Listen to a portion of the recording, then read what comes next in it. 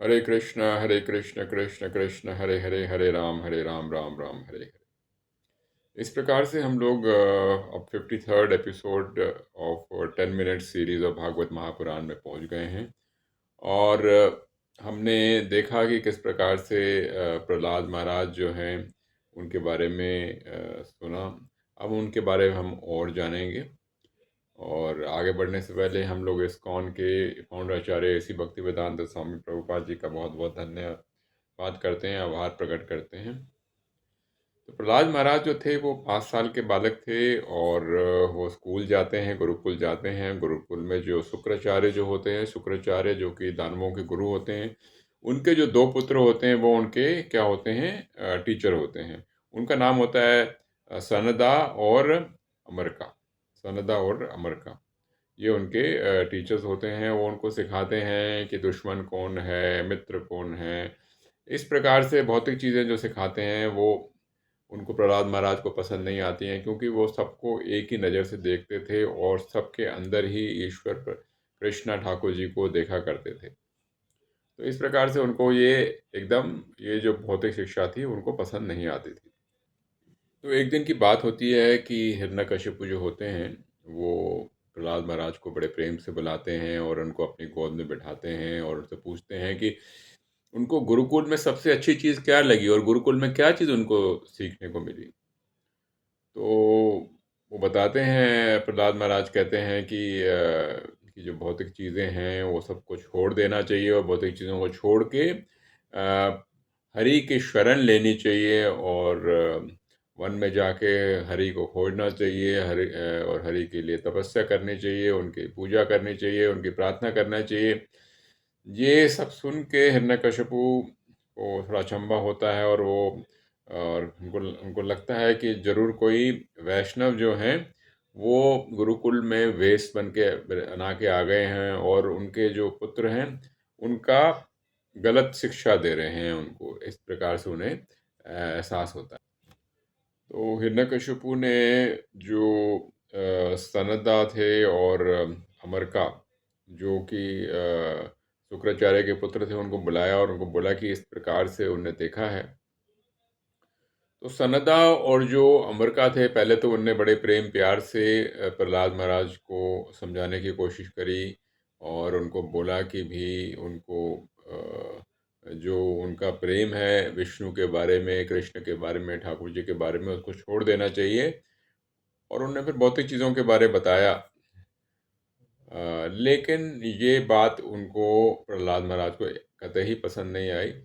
और जो उनकी राक्षसों की आइडियोलॉजी थी जिसमें कि वो बताते थे कि कौन मित्र है और कौन मित्र नहीं है, कौन शत्रु है। तो ये जो चीज़ थी उनको प्रहलाद महाराज को कतई पसंद नहीं आई। और वो उनको अपने टीचर्स को क्लियरली इसके बारे बताते हैं कि वो सबको समान दृष्टि से देखना चाहते हैं, सबके अंदर ईश्वर है, सबके अंदर परमात्मा है। तो ये बात होती है। तो इस प्रकार से हम लोग देखते हैं कि जो आज का जो वातावरण है, जो पृथ्वी है, हर जगह लोग सबको समान रूप से नहीं देखते। सब देखते हैं कि ये जो है ये मेरा मित्र है, ये दुश्मन है, ये मित्र देश है, ये दुश्मन दो देश है। और कहीं ना कहीं सबको अलग अलग किया हुआ है और किसी प्रकार से ये नहीं देखते कि हर एक के अंदर ईश्वर ही वास करता है। तो ये जो चीज़ है, ये कारण जो है, ये जो सब आसुरिक जो सोच है वो आज की तारीख में कलयुग में हर जगह फैली हुई है। फिर एक दिन फिर आता है जब हिरण्यकशिपु अपने पुत्र को बुलाते हैं और अपने पुत्र को बुला के अपनी गोद में बैठाते हैं और उनसे पूछते हैं कि उनको शिक्षा में क्या अच्छा लगा। और तो वो अपने जो उनके जो आचार्य होते हैं नारद मुनि, जिनसे उनने शिक्षा प्राप्त करी थी जब वो माता के गर्भ में थे, उसके बारे में वो बताते हैं कि वो जो नवविद्या भक्ति है, यानी कि जो 9 किस्म की जो भक्ति है ईश्वर को प्राप्त करने के लिए, उसके बारे में वो अपने पिता को बताना शुरू करते हैं। तो ठाकुर जी की जो 9 किस्म की जो भक्ति है, उसके बारे में वो अपने पिता को बताते हैं। वो बताते हैं सर्वनम के बारे बताते हैं, यानी कि भगवान के बारे में सुनना, और कीर्तनम भगवान के नामों को, गुणों को, भगवान की कथाओं के बारे में कीर्तन करना। और उसके बारे में बताते हैं पद सेवनम, यानी कि भगवान के चरणों की सेवा करना, इसके बारे में बताते हैं। अर्चनम, भगवान के जो विग्रह हैं उसकी पूजा करना, उसके बारे में बताते हैं। दास्यम, यानी भगवान का दास बन के रहना। सख्यम, भगवान का मित्र बन के रहना। आत्मा निवेदनम, भगवान को पूरी तरह से अपने आप को सरेंडर कर देना। तो इस प्रकार से वो बताते हैं 9 किस्म की जो भक्ति हैं उनको बताते हैं। तो हिरण्यकशिपु जो होते हैं वो बहुत ही क्रोधित हो जाते हैं, बहुत ही गुस्से में आ जाते हैं, और पूछते हैं कि तुम्हारे को ये सब चीज़ें किसने बताई हैं, और किसने तुम्हारा ये जो मार्ग है तुम्हें मार्ग से भटकाने की कोशिश करी है। इसका उत्तर जो देते हैं प्रहलाद जी, ये कहते हैं कि जो ग्रस्त होते हैं वो भटके होते हैं, और इंद्रिय तृप्तियों की तरफ ही हमेशा फंसे रहते हैं, और इस प्रकार से उन्हें नरक ही मिलता है। और वो एक किस्म से मूर्ख होते हैं, और वो अपने जो ज़िंदगी का जो मूल उद्देश्य है विष्णु को प्राप्त करना, उससे वो भटके होते हैं। तो प्रहलाद महाराज जो हैं अपनी बातों पे डटे रहते हैं। वो कहते हैं कि जो भौतिक जग में जो लोग हैं वो एक किस्म से, जैसे एक अंधे आदमी को दूसरा अंधा आदमी हाथ पकड़ के आगे बढ़ता है, उसी प्रकार से वो चल रहे हैं। तो इससे उन्हें वो जो हमारे ज़िंदगी का मूल उद्देश्य है ईश्वर प्राप्ति, वो नहीं कर पाएंगे।